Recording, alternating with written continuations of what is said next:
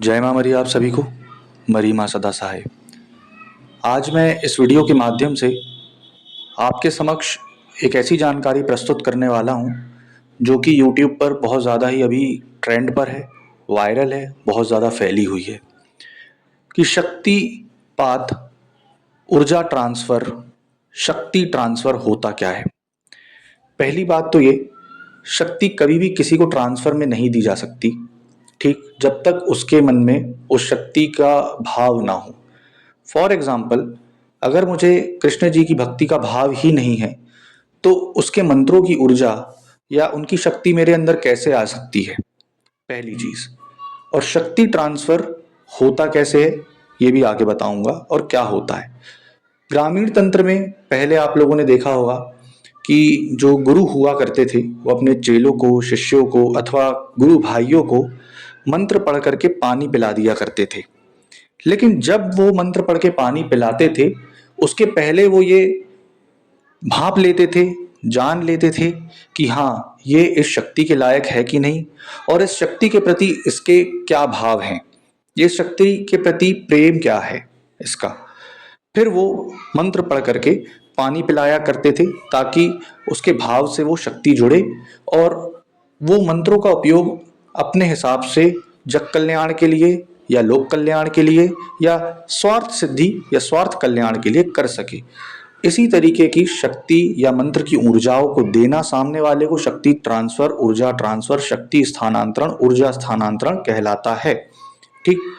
अब आजकल ये मैटर चल रहा है कि लोग शक्ति ट्रांसफर, ऊर्जा ट्रांसफर के इतनी फी चार्ज क्यों करते हैं और क्या है इसका फी चार्ज करने का कारण। इसका कारण सबसे बड़ा ये है कि किसी भी शक्ति को जब दिया जाता है किसी भी गुरु द्वारा, किसी भी साधक को या किसी भी व्यक्ति को, तो सामने वाले ने उस शक्ति की साधना कितनी करी है, उस शक्ति को साधा कितना है, उस शक्ति की सिद्धि कितनी करी है, उस शक्ति के मंत्र जाप कितने करे हैं और शक्ति में विलीन कितना है, ये होती है।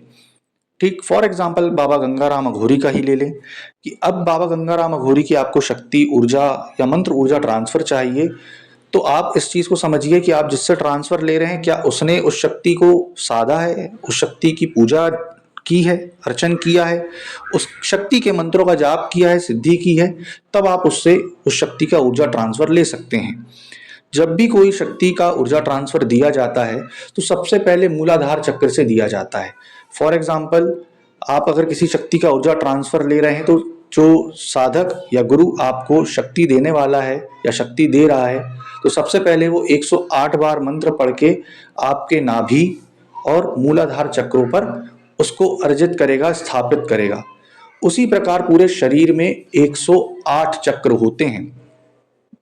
108 चक्रों में 108 बार, मतलब आप समझ रहे हो कि अगर कोई शावर मंत्र बाबा गंगाराम अघोरी, बाबा भैरव का है तो पूरी बॉडी में आपके वो 108 बार पढ़ करके छुलाएगा, शक्ति से वचन करवाएगा, उसके बाद शक्ति का हवन करवाएगा, शक्ति को आपके अंदर विलीन करेगा, उसके बाद कवच, कड़ा, कंगन, माला अथवा धागे के रूप में आपको समर्पित करेगा, तब जाकर के ऊर्जा ट्रांसफर, शक्ति ट्रांसफर होता है। इसी कारण से जो गुरु है या साधक हैं जो भी ऊर्जा ट्रांसफर, शक्ति ट्रांसफर देते हैं वो इतना ज़्यादा चार्ज करते हैं क्योंकि मंत्र शावर इतने लंबे होते हैं, उन्होंने उसकी साधना सिद्धि करी होती है।